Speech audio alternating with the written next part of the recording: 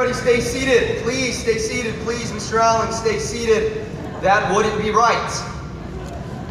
I would like to thank my mother, my father, and my sister for this honor. Most importantly, I would like to thank my beautiful wife. Marriage is work, but it's the right kind of work. And I love you, honey. My 2 kids watching at home, Daddy loves you. I hope your big guy's not embarrassing you up here. Lastly, I would like to thank the Academy. Oh, sorry, wrong speech.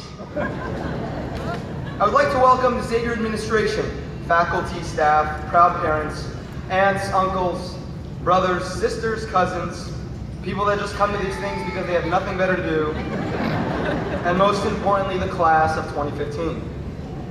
I am the only thing standing in between you and that very innocent graduation party. So in a quick 4 hours, we'll be out of here. You know, I am so excited to be giving this speech. I have been to so many graduations, and my favorite part is while we're all walking out our diplomas, they start blasting that one song. Then we all pull out our pistols together and shoot them in the sky. Then that one airplane flies over and drops gas on all of us. Man, I love graduations. For those of you who don't know me, my name is Samaan, or just Abba for short. The name Abanub is derived from ancient Egyptian traditions and is defined as father of gold. However, most of the ladies call me Poppy Gold.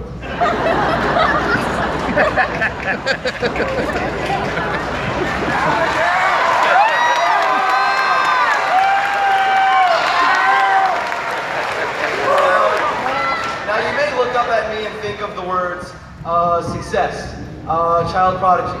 Why do I want my children to be just like him? But truthfully, I wasn't always like this. I have a few stories. Stories that make me proud, but not my parents. Stories that should never see the light of day. Stories that will make no woman ever want to court me. I don't need to worry about that one though. Why? Because I have a wife. Here we go. I was bored in class one day in 1st grade. I walked up to the front of the room and drew a picture on the whiteboard of a naked man peeing. The priest who was teaching the class wasn't too happy. I never saw that school again. 3rd grade, I met a girl named Kit. I told Kit that I had superpowers. She asked what kind. I said super strength. She didn't believe me. I was filled with rage and anger. So I did what any normal superhero would do. I kicked her in the stomach as hard as I could. She fell to the ground and threw up blood. She clearly was overreacting. I never saw that school again. Moral of the story, I was a bad kid. Now you are probably wondering, why is Poppy Gold telling us this? To be honest, Poppy Gold is wondering the same thing. I couldn't imagine what it would have been like to get a phone call saying, Mrs. Samaan, your son believes he has superpowers. Don't worry though, Mrs. Samaan, we know an amazing psychologist. She's called Please Leave the School Now. As you can assume, school has always been hard for me. It was especially hard for me to be completely confined in a desk and in a room. I couldn't talk when I wanted to, I couldn't say something funny without being kicked out of the class, and I felt like no teacher wanted to listen to what I had to say. I wanted to be heard, but the education system here in America couldn't meet my needs until I came to Xavier.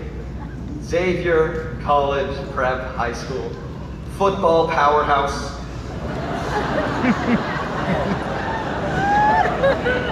Xavier is a place where I was hurt. I can go on and on about the many instances where a teacher has encouraged me to channel my energy effectively, because here in this community it happens often. I always thought the word community meant my housing complex on Fred Waring and Jefferson Street, but apparently it means something more. I wanted the real meaning of the word community, so I went to UrbanDictionary.com. Urban Dictionary defined it as something that is to be shared among friends, usually food or drink, and always from the same container. You are probably wondering how that relates. Guess what? It doesn't. The community here is so special that it can't be defined into a single definition. So I will give you a few examples. When I had no friends freshman year, I could walk into a teacher's room and just sit there and feel perfectly content. When I couldn't understand a basic grammar concept, a stranger Skyped me for 3 hours until I finally understood. 4 years later, he is my best friend. When a teacher told me that I have a future. when a friend sat with me for an hour and helped me memorize my lines for the musical Fiddler on the Roof. When teachers say hi Ava every day with a smile. It is very special. To be honest, I get really scared sometimes that I won't find a community like this one ever again. One that goes out of its way to love. Something I've learned over the years is that a community is always present everywhere. It needs someone to initiate the first step. My fellow graduates, that is us. We all know this. Our world needs a lot more love. The only difference between a small village and a third world country that survives and one that goes extinct is a community that decided to install a fresh water pipe. A community of college students. It takes work to form community. It takes more work to form community that goes out into the world and actively loves. One community that has changed my life was one in El Salvador. Last summer, I went on an immersion trip to El Salvador. We spent 3 days in a village that had people who had nothing and everything. If you look objectively at these people, they lacked so many essential needs. Clean water, transportation, a sanitary lifestyle, but something was different. They were genuinely happy. They sung, they danced, they never frowned and always smiled. Here in our lives, we attempt to gain to make us happy. But maybe we should give, because it makes others happy and ourselves happy. You all know the saying. It kills 2 birds with 1 bazooka, yeah. Man, I love bazookas. After today, we embark on a new journey. A journey that will be filled with decision making. On this journey, we steer our own ship. Keep in mind, we cannot control the wind patterns, the temperature, the weather, or that unexpected iceberg waiting for us in the North Atlantic Ocean. But we are in control of how we respond to adversity. For example, God forbid, we get put in a situation where we have to choose between drinking water or drinking dirt. Good thing California has loads of water right now, yeah! Everyone here has gone through adversity at some point. Whether it is as minimal as not being able to understand a math concept, or something as grandiose as being bullied, or losing a loved one. Life is not about what we do. It is about how we respond to what unfolds in front of us. And sometimes, adversity unfolds in front of us, and it sucks. Adversity is smart. It will never unfold in front of you unless it knows you can conquer it. In other words, God will never put you through something you could not handle. Looking back, junior year by far was the hardest year of high school for me. My dream colleges were incredibly competitive, my grades needed improvement, and I needed good test scores in order to play the game of getting into good schools. I worked hard, joined clubs, and everything for a while seemed to be working out, except one factor which I relied an unhealthy amount upon, standardized testing. This seems like something minimal, but to me it was life. I studied so hard, I hired so many tutors and took too many classes. My family spent money we didn't have on these tests. I got really bad scores each time. I remember vividly my mom and I sitting in the living room discussing that I need to say goodbye to schools I dreamed of attending, and it was time to get realistic. I don't like remembering this time because of the social pressure I felt. Everyone asked for my scores. I would either say I don't know yet or it's a surprise. I tried to play it off. But every time someone asked, I was reminded of my terrible scores. It hurt the most when I would go to hang out with my friends and they would talk about another student saying, she will never get into this school because her scores are blank. Every time this was brought up, I would try and make a case for the student saying, oh, well, they can write a really good essay and get good grades, and I would lose that argument each time. My entire high school career, I envisioned getting really good test scores and amazing grades. But the truth is, I am glad I didn't get those scores. People ask me what my regrets are.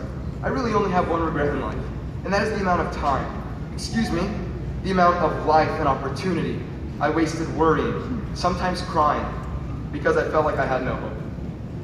My peers believed that there was no hope. Statistics told me there was no hope. Everyone told me no. Everyone except one of my dream schools, Boston College. I wanted it, so I went and got it.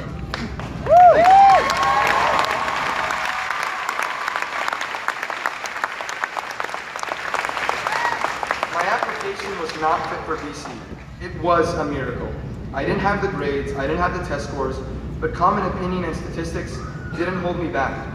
Persistence and God got me there.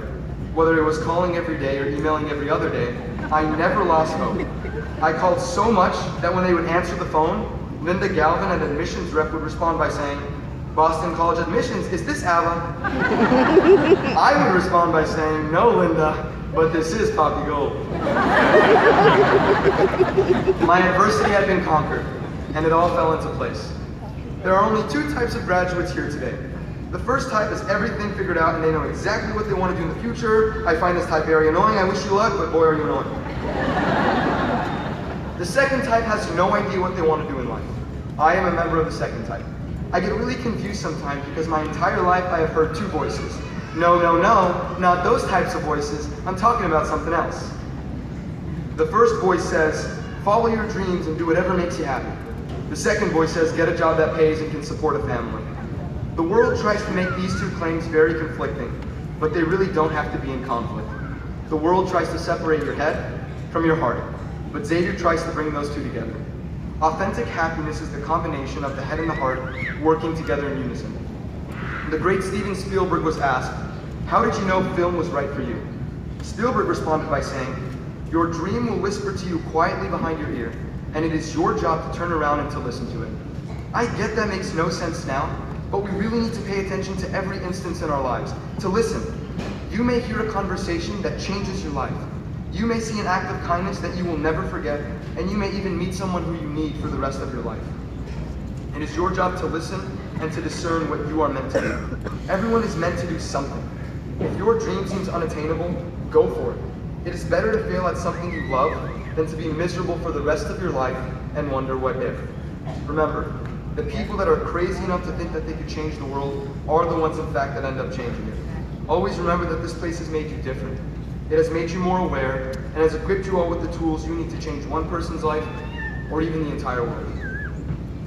Xavier has equipped us with a heart that loves, with a passion to form community and a will to be of service to others. Fellow graduates, I love you all so much, and I will miss you all so much. You have all changed my life, and I am thankful to have spent 4 years with you all. I truly can't believe it's over.